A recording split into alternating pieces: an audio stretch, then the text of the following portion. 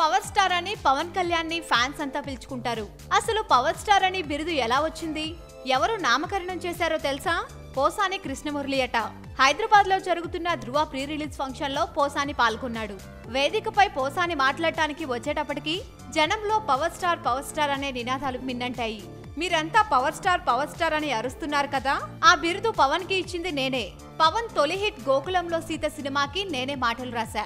ఈ సినిమా తర్వాత పవన్ ని పవర్ స్టార్ అంటారని ఆనాడే చెప్పా. అలా నా మాట నిజమైంది అంటూ పవన్ అభిమానుల్ని కూల్ చేయడానికి ప్రయత్నించాడు. ఇక తర్వాత కేటీఆర్ వైపు తన ప్రసంగం మళ్లించాడు.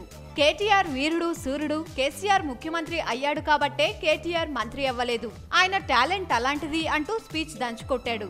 పోసాని స్పీచ్ ఇస్తున్నంతసేపు కేటీఆర్ నా గురించి వద్దు ఆపండి అంటూ చేతుల ద్వారా సంజ్ఞలు చేసి చూపించడం ఆకట్టుకుంది. ఇక చరణ్ అందగాడని, చిరంజీవి కంటే గొప్పగా డాన్సులు ఫైటింగ్లు చేస్తాడని కితాబిచ్చాడు.